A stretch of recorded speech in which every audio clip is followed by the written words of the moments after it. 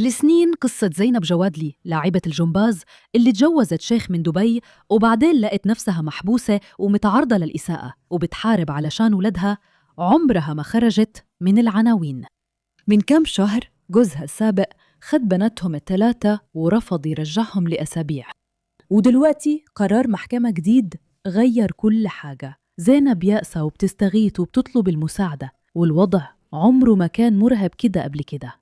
طيب إيه اللي بيحصل دلوقتي بالظبط؟ وقرار المحكمة الجديد ده معناه إيه ليها ولي أولادها؟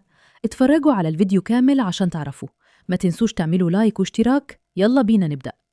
كل الناس كانوا بيسألوا إيه اللي حصل لزينب جوادلي من آخر فيديو عملناه، ودلوقتي أخيراً فيه تحديث جديد.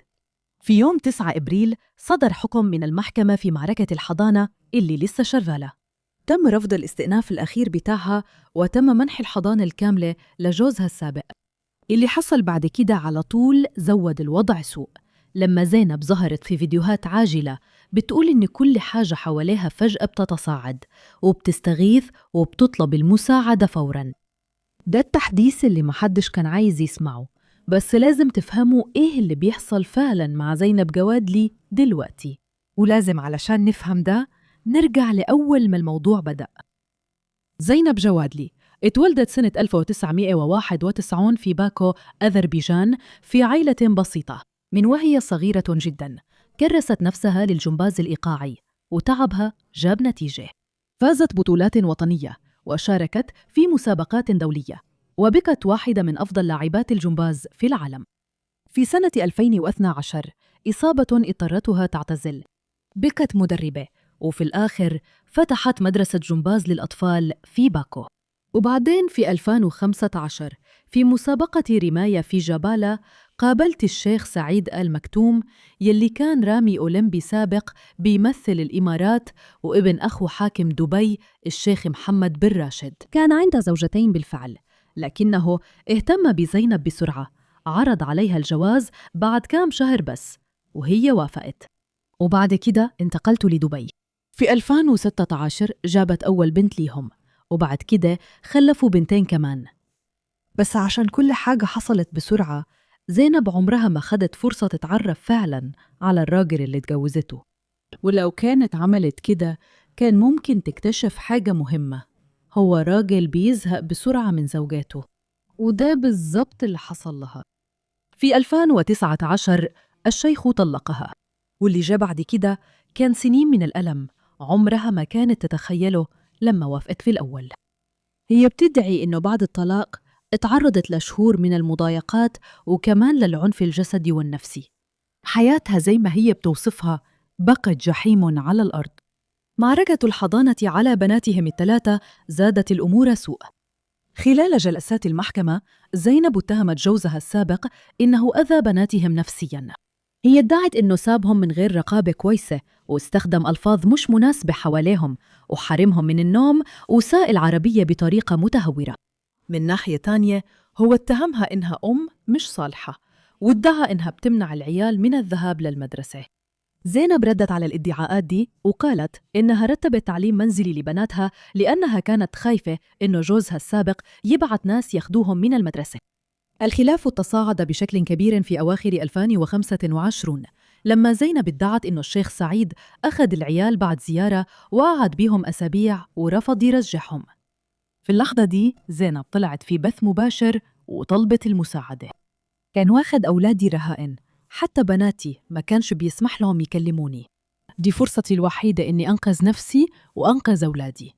يا رب الناس تسمع حكايتي. ده واقعي في دبي. قالت من شهر نوفمبر اللي فات ما كانش فيه أي تحديثات علنية من زينب. ما تكلمتش تاني غير يوم 9 إبريل لما شاركت خبر إنها فقدت حضانة بناتها. بعد الحكم بفترة قصيرة ظهرت زينب في بث مباشر تاني، كانت بتعيط وبتترعش واقفة عند شباكها، وكان في ضباط شرطة رجالة وستات واقفين برا بيتها وبيستعدوا يهجموا. في رسالة فيديو قالت: أنا بتجيلي رسائل من الإمارات عن تحذيرات بوجود قنابل، وإن لازم أروح مكان آمن أو أفضل جوا البيت علشان سلامتي. وفي نفس الوقت محاكم دبي بتبعت لي إشعارات بتطالبني أسلم أولادي، وإلا شرطة دبي حتقتحم بيتي وبتقبض علي وبتاخد أولادي مني. ده يومي النهاردة، واقفة عند الشباك بتفرج ومستنية إنهم يهجموا علي في أي لحظة. قرار المحكمة نص على إنه زينب لازم ترجع حضانة القاصرات للشيخ سعيد، وإنه ممكن يتم استخدام القوة لو لزم الأمر. ببساطة ده معناه إن الشرطة كان مسموح لهم يجوا بيتها وياخدوا بناتها بالقوة. بعد كده جافادلي شاركت فيديو تاني على انستغرام مع بناتها الثلاثة. فيه شرحت جافادلي وضعها تاني وقالت إنه هي وأولادها حاسين إنهم رهائن في بيتهم وعايشين في خوف. أنا بتوسل لكم، أرجوكم اعملوا أي حاجة. أنا يائسة جدا وخايفة على أمان أولادي. أنا بس عايزة بناتي يعيشوا حياة آمنة وصحية وسعيدة مع أمهم. أرجوكم أنتوا الوحيدين اللي تقدروا تساعدونا. وفي الوقت نفسه المحامي البريطاني لزينب ديفيد هاي انتقد الوضع بشدة وقال إن موكلته فعلياً محبوسة في بيتها بقالها شهور بسبب الضغوط القانونية وقيود السفر وخوفها من القبض عليها. وقال إنه زينب محتجزة في بيتها من نوفمبر اللي فات وخايفة جداً تخرج برا البيت بسبب الخوف من القبض عليها بموجب أوامر القبض ومنع السفر. البلد دي مش آمنة ومش بتوفر الحماية لسكانها. ده تعذيب وعذاب مدعوم من الدولة. المحامية كمان أشارت إنه الفيلا اللي زينب وبناتها قاعدين فيها من نوفمبر ملك لحاكم دبي، وبسبب كده الشرطة لسه ما تدخلتش لحد دلوقتي، بس هو مش عارف ده هيستمر لحد إمتى. على حسب كلامه هي ممكن تتقبض عليها في أي وقت وممكن ما تشوفش ولادها تاني أبداً. بصراحة فكرة إنه البنات دول اللي عاشوا مع أمهم طول عمرهم يتبعتوا لأبوهم اللي بالكاد يعرفوه صعبة جداً إني أقبلها.